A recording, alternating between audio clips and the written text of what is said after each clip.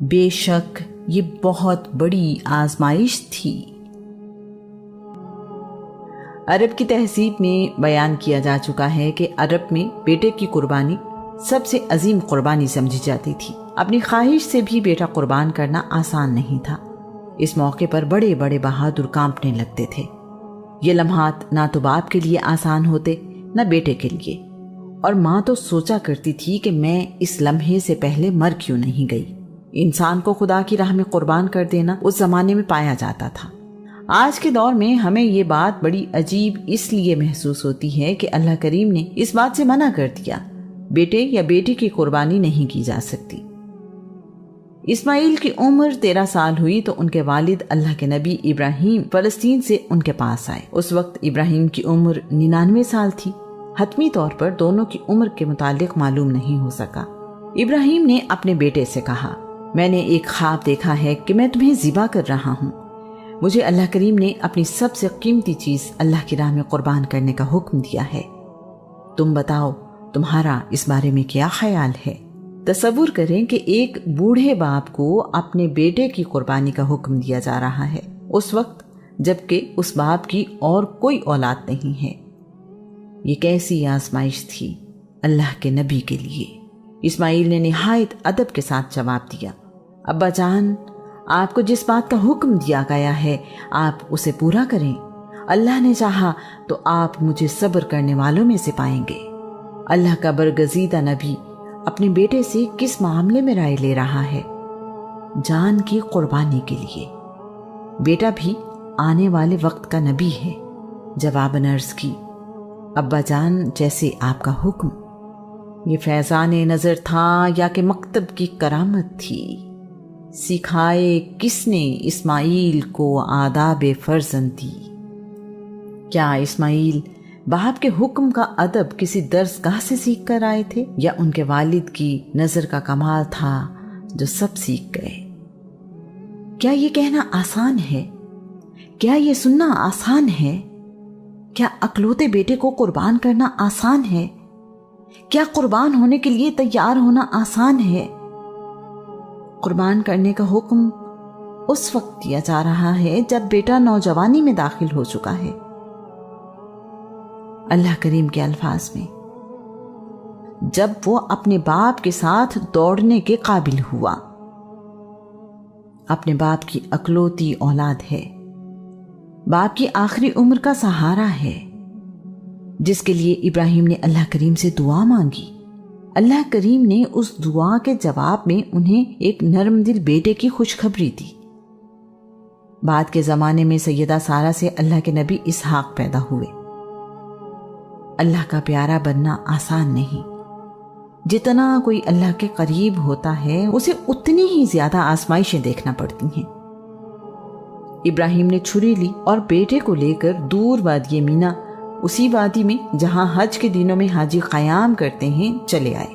مینا کی وادی مکہ سے 7 کلومیٹر دور شمال مشرق میں واقع ہے۔ یہ 7 کلومیٹر اس وقت طے کرنا کتنا بھاری ہوگا؟ یہ 7 سمندر طے کرنے سے کم نہ تھا۔ ہر قدم اٹھانا مشکل تھا۔ اللہ کریم نے اس کو اپنے حرم کی حد مقرر کر دیا۔ شیطان، جس نے آدم کو سجدہ کرنے سے انکار کیا اور دعویٰ کیا تھا کہ میں اللہ کے بندوں کو گمراہ کروں گا، اسی لمحے کے انتظار میں تھا۔ اس نے سوچا کہ اللہ کے نبی پر وار کرنے کے لیے اس سے بہتر موقع ہاتھ نہیں آئے گا۔ ابراہیم کے کان میں سرگوشی کی، یہ تو صرف آپ کا خیال ہے، کوئی حکم نہیں۔ بھلا کوئی بیٹا بھی قربان کرتا ہے؟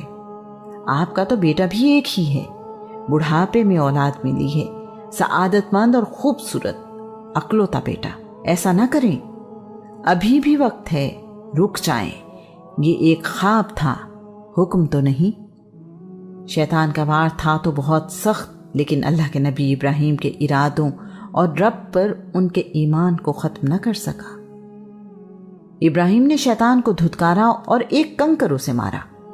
شیطان نے جب دیکھا کہ ابراہیم کو اللہ کریم کی رحمت نے مجھ سے محفوظ رکھا ہے تو اس نے اپنی سوچ کے مطابق آسان نشانہ ڈھونڈا۔ اسماعیل کے پاس گیا اور کہنے لگا، بھلا اس عمر میں کوئی خواب سن کر جان دیتا ہے؟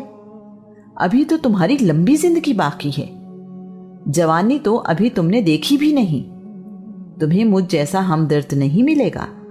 अच्छा मौका है, यहां से भाग जाओ। बाप कभी बेटों से नाराज नहीं रहते, कुछ दिन बाद सब ठीक हो जाएगा।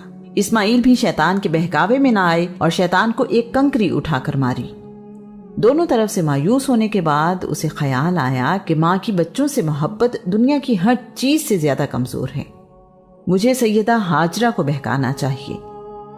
माँ अपने बच्चों की हिफाजत और जिंदगी के लिए सब कुछ भूल जाती है। सैयदा हाजरा अपने बेटे की मोहब्बत और फिक्र में नंगे पांव भाग रही थी।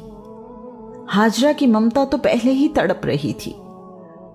उनका दिल इस परेशानी में डूबा हुआ था। अकलौता बेटा, बुढ़ापे का सहारा, हसीनो जमील, सआदतमंद। भला मेरा रब मुझे कहां तक आजमाना चाहता है। इस सब के बावजूद अल्लाह की प्यारी बंदी के होंठों पर यही अल्फाज थे, मेरे मालिक तू मुझसे राजी हो जा। मेरे मालिक तू मुझसे राजी हो जा। शैतान को यकीन था कि बाप और बेटा तो मेरे वार से बच गए हैं, सैयदा हाजरा को अपने दाम में फंसा ही लूंगा। सैयदा के पास गया और रोते हुए कहने लगा, तुम्हें याद है जब तुम्हारा बेटा गोद में था तो बाप उसे वीराने में बेसहारा छोड़ गया था। उसे तुम्हारी और बेटे की फिक्र होती तो ऐसा ना करता। अब वो जवान हो रहा है जिसे तुमने बड़ी मुशक्कत से पाला है। तुम्हारी जिंदगी की खुशी है, उसे कुर्बान करने ले जा रहा है। भागो, अरे रोको, वो तुम्हारे बेटे को ज़िबा कर देगा। उसके बाद जिंदगी भर पछताओगी अगर तुमने उसे रोक ना लिया। उसे रोको, उसे रोको। सैयदा हाजरा किसी से कम थी जो शैतान के बहकावे में आती। वो एक नबी की बीवी और आने वाले वक्त के नबी की मां थी। शैतान के बहकावे में ना आई और उन्होंने शैतान को एक कंकरी मारी। अल्लाह करीम का शुक्र अदा किया जिसने उन्हें शैतान के वार से बचाया। शैतान ने उन नाजुक लम्हों में अल्लाह के प्यारे बंदों को बहकाने की जो कोशिश की वो नाकाम हुई। उन तीनों जगहों पर जहां शैतान ने अल्लाह के बंदों को बहकाने की कोशिश की थी, हाजी आज भी शैतान की अलामत को कंकरियां मारते हैं। अल्लाह का वादा ही सच्चा है कि अल्लाह के नेक बंदे शैतान के बहकावे से महफूज रहेंगे। इब्राहिम ने अपनी आंखों पर पट्टी बांधी ताकि छुरी चलाते हुए कहीं हाथ बेटे की मोहब्बत में रुक ना जाए। ऐसा ना हो कि अल्लाह करीम के हुक्म की तामील ना हो सके। इस्माइल को माथे के बल जमीन पर लिटाया और छुरी चला दी। इतने में गैब से आवाज आई, तुमने अपना ख्वाब सच्चा कर दिखाया। इब्राहिम ने अपनी आंखों से पट्टी हटाई तो देखा कि बेटे की जगह एक मेंढा कुर्बान हुआ पड़ा है। इस्माइल पास खड़े हैं, उन्हें कोई नुकसान नहीं पहुंचा। इब्राहिम, तुमने अपना ख्वाब सच कर दिखाया।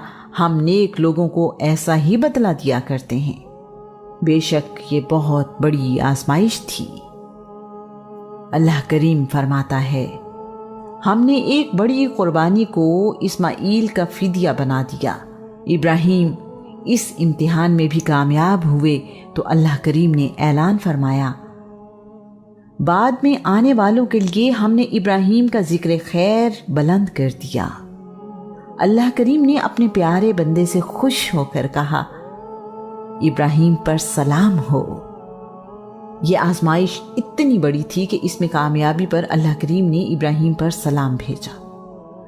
अल्लाह के नबी इब्राहिम की अजमत देखें कि कायनात का मालिक अपने बंदे पर सलाम भेज रहा है। मुसलमान इस वाक़े की याद में सुन्नत इब्राहिमी अदा करते हुए आज भी 10 जिलहज्जा ईद उल अजहा पर जानवरों की कुर्बानी करते हैं। इस वाक़े के बाद इब्राहिम मक्का से फ़लस्तीन वापस चले गए। इस्माइल मक्का में ही क़याम पजीर रहे। उनकी शादी बनी जुरहम कबीले में हुई। उनकी बीवी का नाम राला बिनते मजाज बिनते अमर जुरहमी है। अल्लाह करीम ने इस्माइल को 12 बेटे और 1 बेटी अता फरमाई। बेटी का नाम नस्मा है। नस्मा की शादी अल्लाह के नबी इसहाक के बेटे इसू से हुई। उनके 3 बेटे हैं जिनके नाम रूम, फारिस और अशबान रखे गए।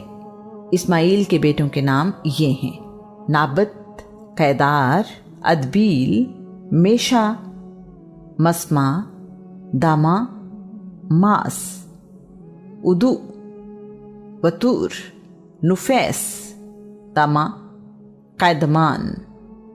اللہ کے نبی اسماعیل نے 136 سال کی عمر میں وفات پائی۔ اسماعیل کو والدہ کے پہلو میں حجر یعنی حتیم کے اندر دفن کیا گیا۔ اسماعیل کے بیٹے قیدار کی اولاد میں محمد رسول اللہ صلی اللہ علیہ وآلہ وسلم پیدا ہوئے۔ رسول اللہ صلی اللہ علیہ وآلہ وسلم انبیاء کے سردار اور آخری نبی ہیں۔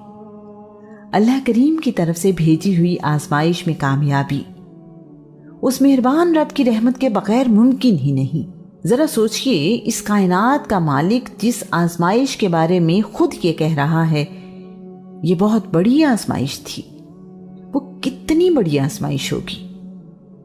اسی لیے تو اللہ کریم نے اس کا ذکر قرآن مجید میں کیا، یہ بھی کہا کہ ہم نے ابراہیم کا ذکر آنے والے لوگوں کے لیے بہترین ذکر قرار دیا ہے۔ قرآن پاک میں ارشاد ہوتا ہے، پھر جب وہ اس کے ساتھ بھاگنے دوڑنے کے قابل ہو گیا تو کہا، پیارے بیٹے، میں نے خواب دیکھا ہے کہ میں تجھے ذبح کر رہا ہوں، اب تم بتاؤ کہ کیا رائے ہے؟ کہا، ابا جان، آپ کو جو حکم دیا گیا ہے آپ اس پر عمل کریں، انشاءاللہ آپ مجھے ثابت قدم پائیں گے۔